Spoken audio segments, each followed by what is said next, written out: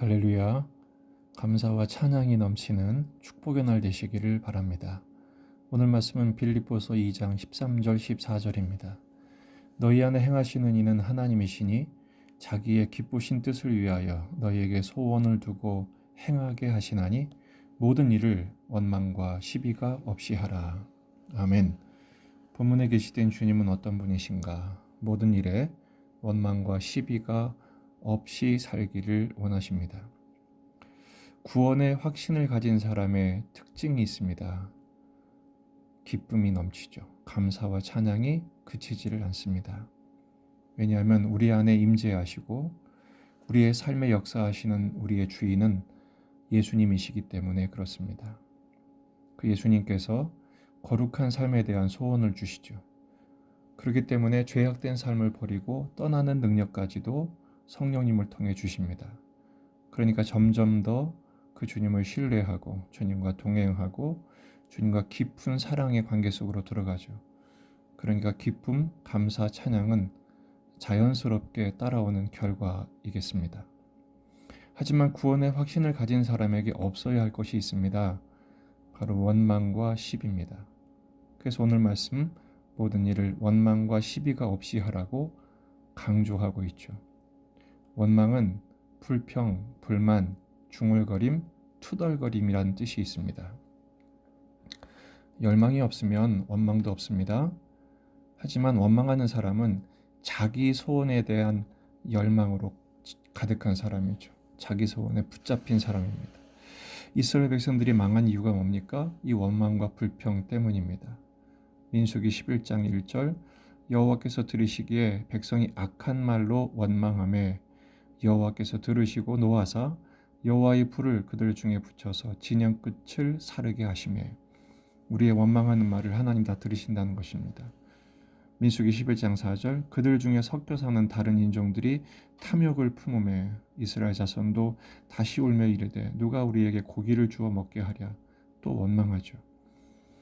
그들이 스스로 가진 원망도 있지만 섞여 사는 무리들로 인해서 감염된 원망도 있었습니다. 결국 이스라엘 백성들은 40년 내내 원망하다가 망하고 말았죠.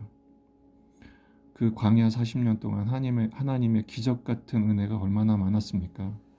하지만 그들은 하나님이 주신 것에 만족하지 못했습니다. 감사가 없었습니다. 오직 애굽으로 돌아가자.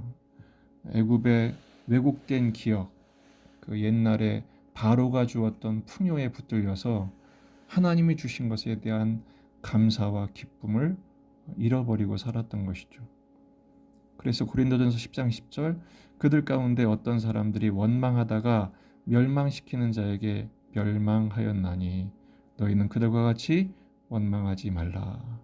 이렇게 기억하시면 되겠어요. 원망하면 멸망당합니다. 또 하나는 시비죠. 시비는 옳고 그름을 따지는 것입니다. 원래 뜻은 계산하다, 의심하다, 논쟁하다, 다툼하다 이런 뜻입니다. 옳고 그름을 따지는 것이죠. 시시비비를 따지고 그러다 보면 진영 논리에 빠지죠. 작년 한 해 학자들이 정한 사자성어가 아시타비였잖아요. 1년 내내 옳고 그름을 따지다가 우리는 아무것도 해결을 보지 못했습니다. 결국 시비는 연합과 일치를 이루지 못하고 뜻을 이루지 못하게 합니다. 야고보서 3장 16절 시기와 다툼이 있는 곳에는 혼란과 모든 악한 일이 있음이라. 그러므로 우리는 원망과 시비를 떠나야 합니다. 비록 지금 내 마음에 들지 않고 아무 일이 되는 것처럼 보이지 않는다 할지라도 원망, 시비 대신에 믿음을 가져야 되죠. 그럼 우리는 얼마만큼 원망과 시비를 하지 말아야 될까요? 오늘 본문에서는 모든 일을 원망과 시비가 없이라고 말씀하십니다. 역경의 현실, 불통의 상황 속에서도 우리는 원망과 시비를 없애야 합니다. 이스라엘 백성들도 맨날 마실 물이 없다, 고기가 없다, 그것 때문에 원망했죠. 사실은 하나님이 다 계산하고 계시고 준비하고 계셨습니다. 그리고 실제로 준비해 주셨죠. 조금만 감사로 받고 믿음으로 기다렸다면 결국 다 채워주셨을 것들입니다.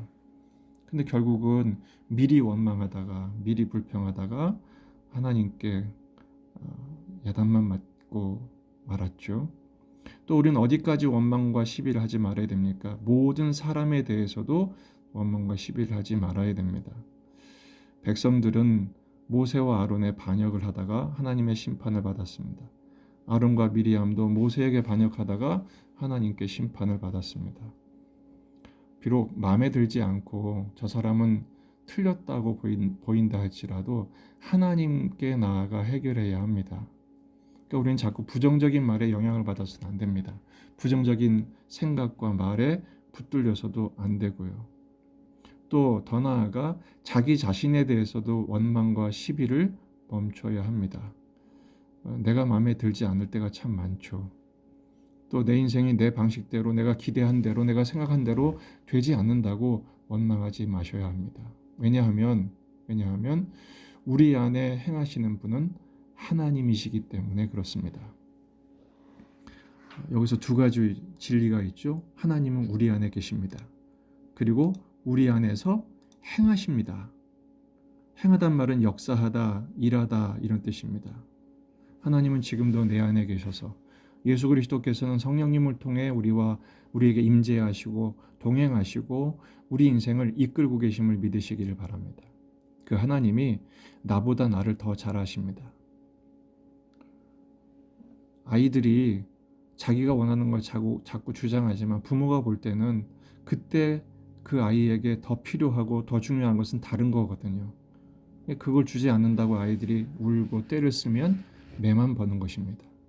하나님은 지금의 때에 내게 가장 필요한 것을 잘 알고 계시고 가장 좋은 것으로 인도하시는 분이십니다. 이게 바로 하나님 나라의 뜻을 이루시는 방식이기도 합니다. 하나님은 이 세상 모든 역사, 우리나라의 지금의 모든 혼란 상황 가운데 있지만 국정, 그리고 세계 역사, 코로나의 이런 상황 다 하나님이 개입하고 계시고 주권에 의해 통치하고 계시고 이끌고 계십니다. 그리고 오늘도 우리의 삶의 현장에 우리와 함께 계심을 믿으시기를 바랍니다. 원망과 시비 대신 해야 할 일이 뭘까요? 데살로니가전서 5장 16절에서 18절입니다. 항상 기뻐하라, 쉬지 말고 기도하라, 범사에 감사하라. 이것이 그리스도 예수 안에서 너희를 향하신 하나님의 뜻이니라. 아멘. 저도 이거 잘 안 됩니다. 하지만 자꾸 훈련해야 합니다. 연습해야 하고요. 나를 쳐서 복종시켜야 할 삶의 원리요, 신앙의 기본이 되겠습니다. 오늘 이 말씀을 두 가지로 실천하면 좋겠습니다. 첫째는 원망과 시비하는 말과 습관을 버리는 것입니다. 우리 스스로에게 좀 외치면 좋겠어요. 그 입 다물라. 또 이런 원망과 시비하는 영향을 받지 않았으면 좋겠어요. 누군가 얘기하면 영향받거든요. 그때는 귀를 닫는 것입니다. 두 번째는 감사와 찬양으로 바꾸는 것입니다.